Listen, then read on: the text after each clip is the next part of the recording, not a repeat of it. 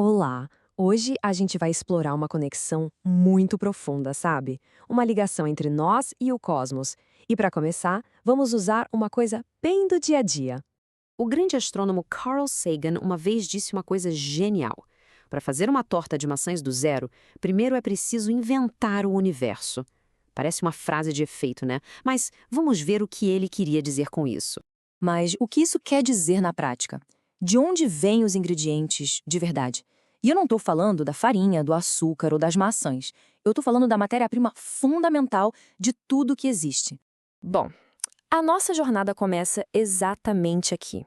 A gente vai do grandão pro bem pequenininho, da torta de maçã até os átomos que formam ela.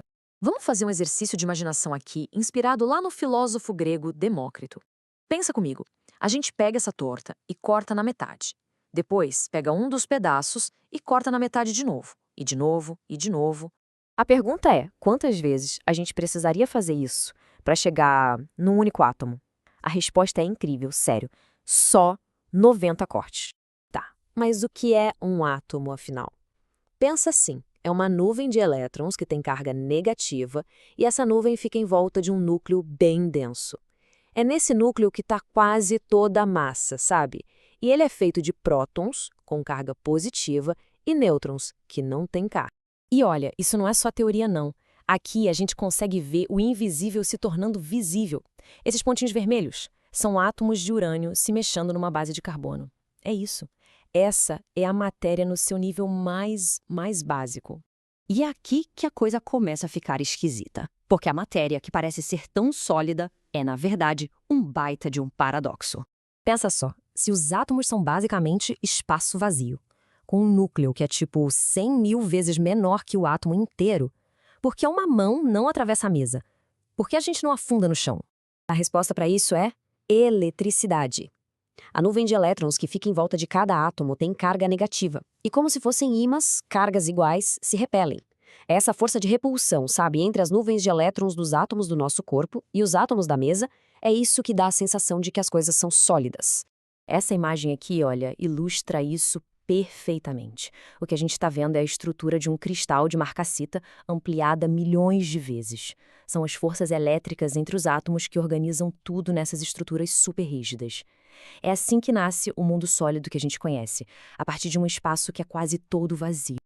Ok, então já entendemos o que são os átomos, mas de onde eles vieram?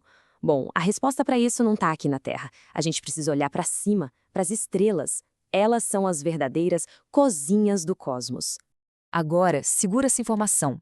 Cada átomo que existe naquela torta de maçã, o carbono, o oxigênio, tudo mesmo, com a única exceção do hidrogênio, que é o mais simples de todos, foi literalmente cozido numa dessas cozinhas cósmicas, um lugar como a nebulosa de Órion, que é um verdadeiro berçário de estrelas. É essa a origem de quase tudo que a gente conhece. Mas como é que isso acontece? Bom, as estrelas são basicamente bolas gigantes de hidrogênio e hélio. Lá no núcleo delas, o calor e a pressão são absurdos. A gente está falando de dezenas de milhões de graus. É tanta força que os átomos são obrigados a se fundir. Esse processo se chama fusão nuclear. E é ele que cozinha os elementos mais leves, transformando em elementos mais pesados. O hidrogênio vira hélio, o hélio vira carbono, e a receita continua. E tudo isso nos leva, claro, ao ciclo de vida de uma estrela.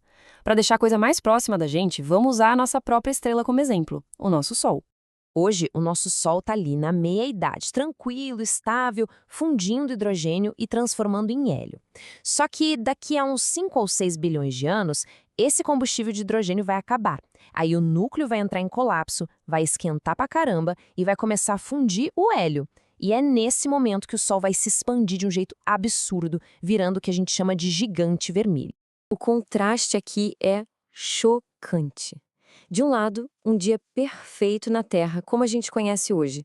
Do outro, uma imagem do nosso futuro. Conforme o Sol for crescendo, a Terra vai virar um mundo seco, totalmente estéril e sem atmosfera. E não é só uma questão de aquecer a Terra, não. O Sol vai inchar tanto, mais tanto, que vai engolir Mercúrio, Vênus e, muito provavelmente, o nosso próprio planeta. O sistema solar interno vai literalmente ficar dentro do Sol. E depois de toda essa destruição cósmica, a gente chega na parte mais poética da história. É aqui que tudo se conecta de volta com a gente. É o grande ciclo cósmico da vida. As estrelas nascem de nuvens de gás e poeira. Elas vivem por bilhões de anos, criando elementos cada vez mais pesados lá nos seus núcleos. Quando elas morrem, elas explodem e espalham esses novos elementos pelo espaço. E é esse material agora enriquecido que vira matéria-prima para novas estrelas, novos planetas e, no fim das contas, para a vida. Então, da próxima vez que a gente olhar para o Sol, vale lembrar. Não estamos olhando só para uma bola de gás gigante e distante.